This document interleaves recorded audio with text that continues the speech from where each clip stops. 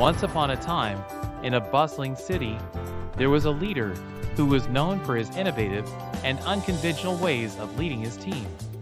Anthony had always believed that employees should feel satisfied and fulfilled in their jobs, and that work should be more than just a way to make a living.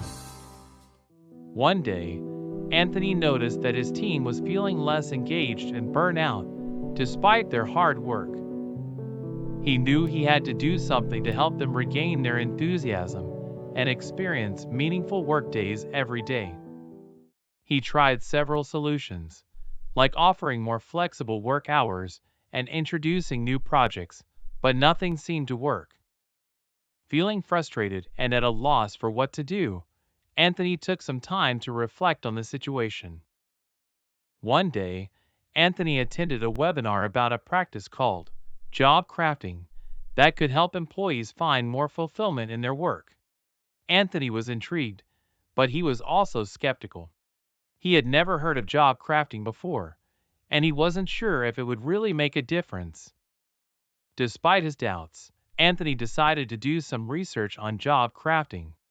He read articles and studies about the practice, and he began to see how it could help his team.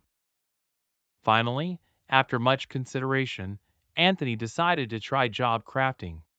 It made sense that most happy workers didn't find the perfect job or company, but found good jobs and sculpted them into better ones. Anthony called for some team meetings and began discussing the concept of job crafting. It's a way for you to take ownership of your roles and reshape them to better align with your passions, strengths, motivators, and interests. What are your thoughts?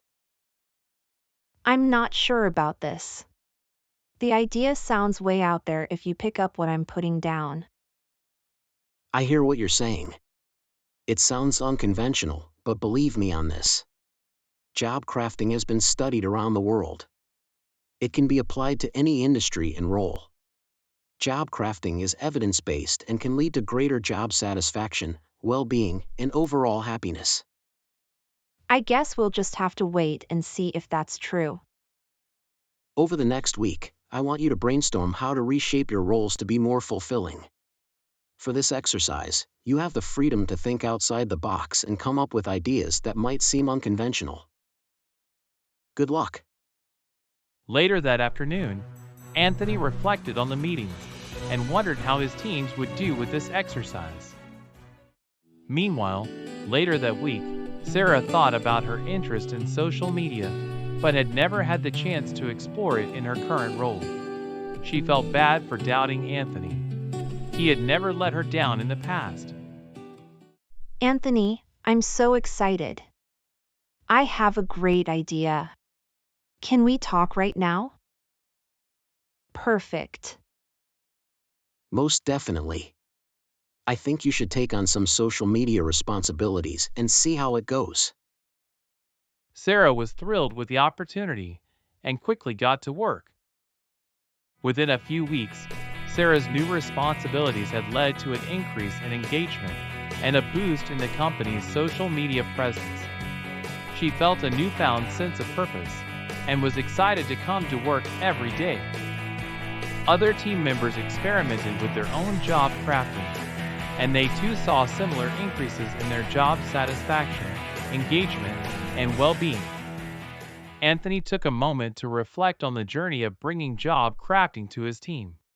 He remembered how frustrated he had felt when he first noticed his team's disengagement, and how he had struggled to find a solution that would truly make a difference. Anthony was thrilled with the positive impact that job crafting had on his team. He felt a sense of satisfaction and pride. He knew that his unconventional approach to leadership had paid off, and that his team was now happier and more engaged than ever before.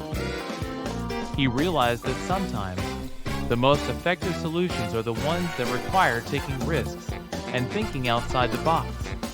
Anthony felt a renewed sense of energy and excitement for his job, knowing that he had made a positive impact on his team's lives. With a smile on his face, Anthony vowed to continue finding new and innovative ways to help his team find fulfillment and meaning in their work. As the positive impact of job crafting became more apparent, other leaders in the company began to take notice. They saw the improvements in Anthony's team's performance and morale, and they wanted to know how he had achieved it. Anthony was invited to speak at his company's leadership symposium, where he shared his journey of bringing job crafting to his team. If your employees are unhappy at work, they might think they have to quit and find another job to be happy. However, taking the initiative to better align their jobs with their passions, strengths, motivators, interests, and preferences can help them feel better. This is called job crafting.